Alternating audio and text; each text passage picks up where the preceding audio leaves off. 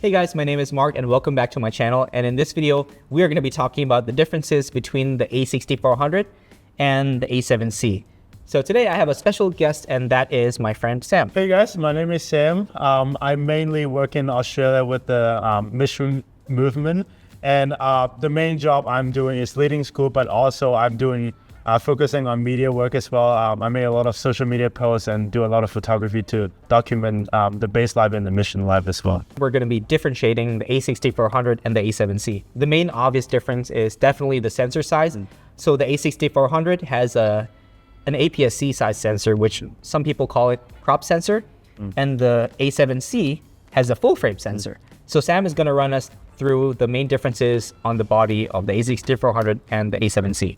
Yeah, so the first 2 years I was using the A6400 and currently I have changed to A7C. So a lot of similarity in these two cameras. I think these two cameras, the size and the weight is really similar. A7C is just a little bit bigger and heavier. A6400 is the older version, but it has a custom button and like a normal rolling button as well, which A7C does not have a custom button.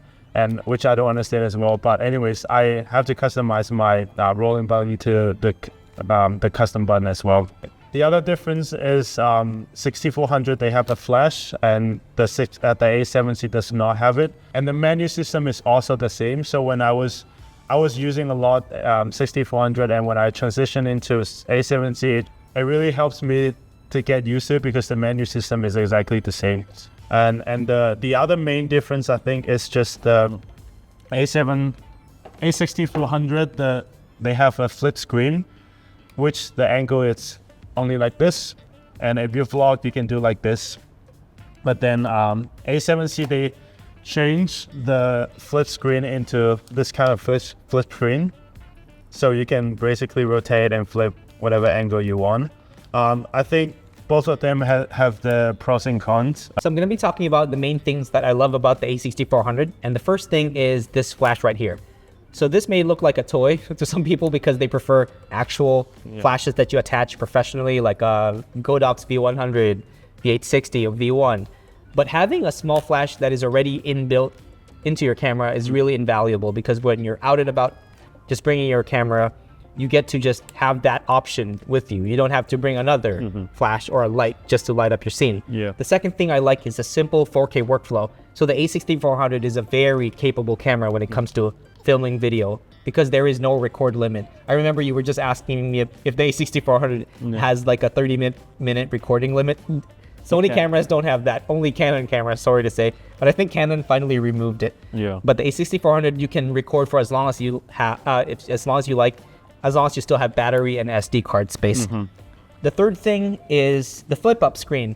So this may be a good thing for some people and a bad thing for some people because instead of flipping out to the side, it flips up, especially if you're the kind who likes to vlog a lot. And if you put a microphone on top, it blocks 90% of the screen. But for me, who brings this as a street photography camera, you can get a little bit more stealthy with your shots. Instead of having to flip the screen this way, you can flip it towards you and nobody gets to see what you're filming. So if you want to take a snapshot of something that you're not supposed to, you can just do this and then nobody will know you're filming. But for the A7C, it has a flip out screen, so it's a little bit different. I also like the 24 megapixels on the A6400 because it's not too many and it's not too little to be submitted as professional work.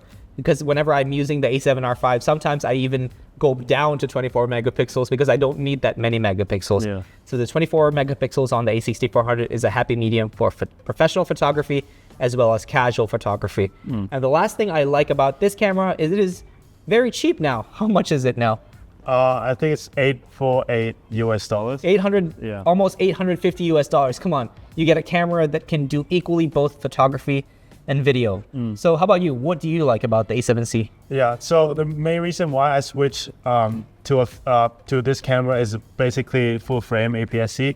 And the environment that I shoot, it's always like a worship night and some lighting like this. And I do need the low light and it has to look at least less grain than how I was taking pictures from the A6400. And the other thing is, so I was using A6400 for a long time, and then now I switched to this one. I do feel like you can tell the difference, but like the weight, the size, and as I talked about, the function menu and the system and everything, it's basically the same. So for me, picking up from using 6400 to A7C is really easy. And I do think when Mark was sharing about the 6400 flip screen, I think both, they have different pros and cons, because this one, it's like you have to flip it out, you can't just extend it.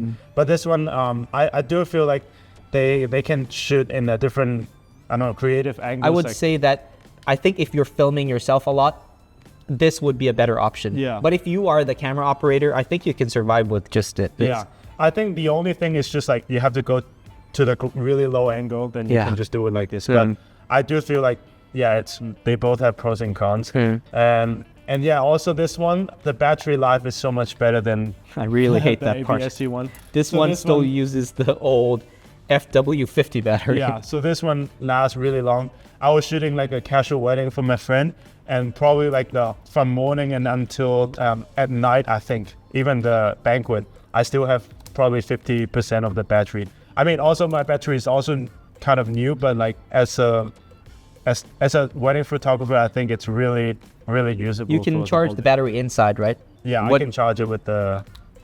You got a Type-C port? Yeah, Type-C, but this one is this still use. Okay, this is one of the things I hate about it.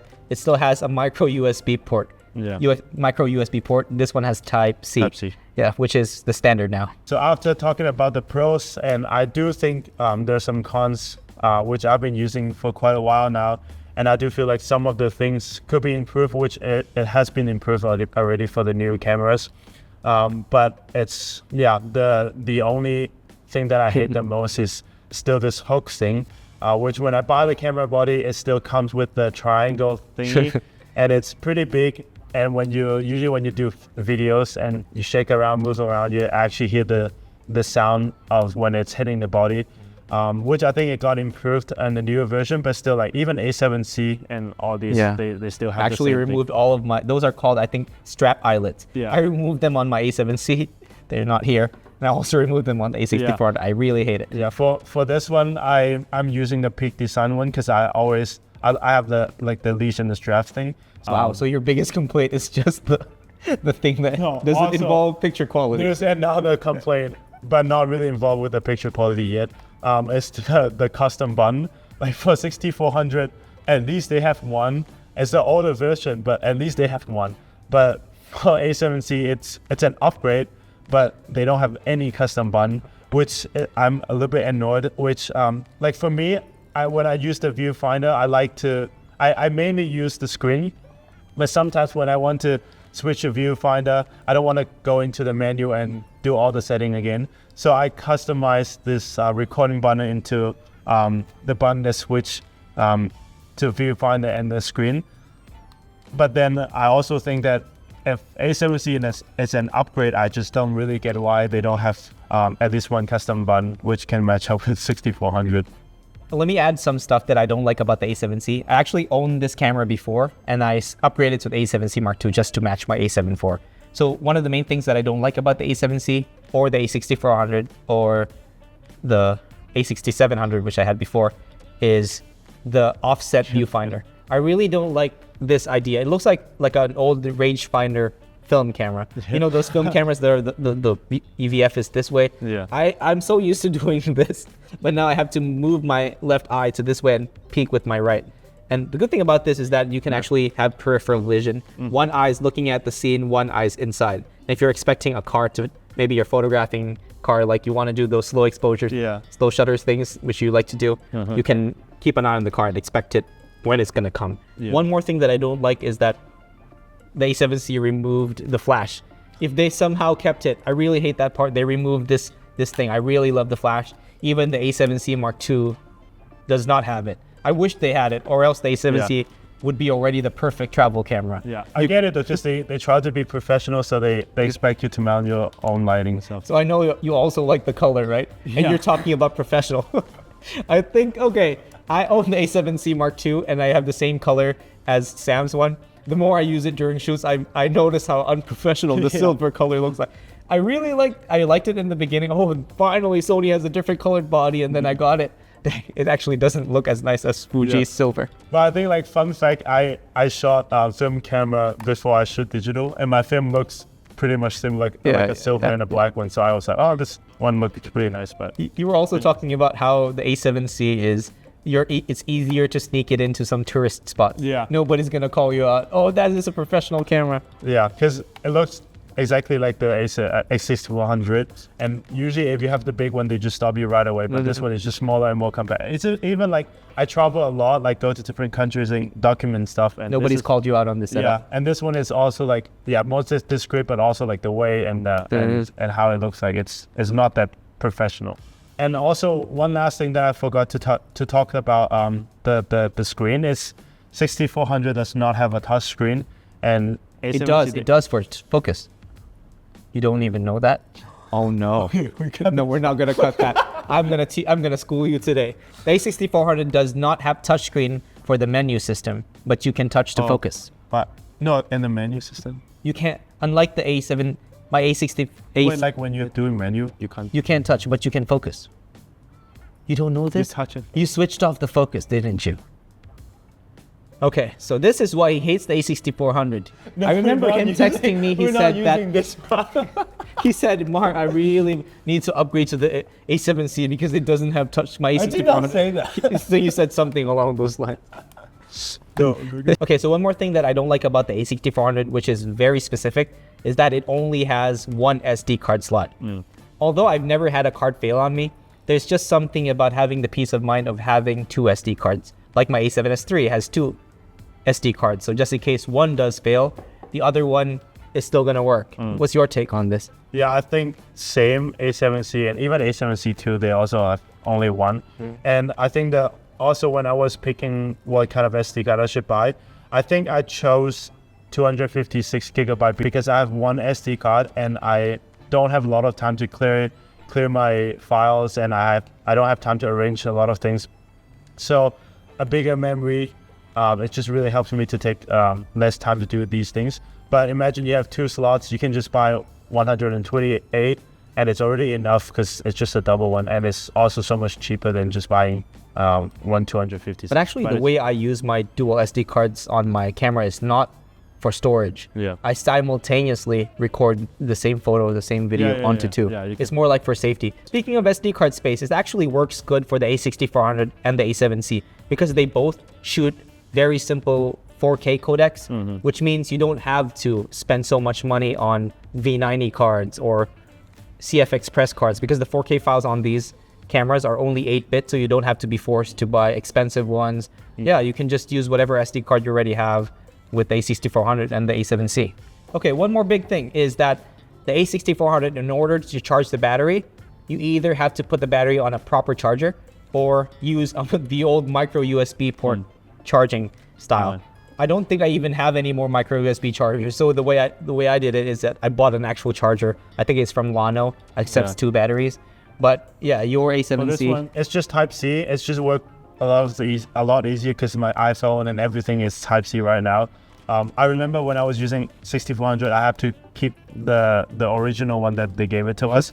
And like when I travel, I have to. The charger is huge. Like no one actually used USB-C. Oh, USB-C. The charger is bigger than the camera. I know.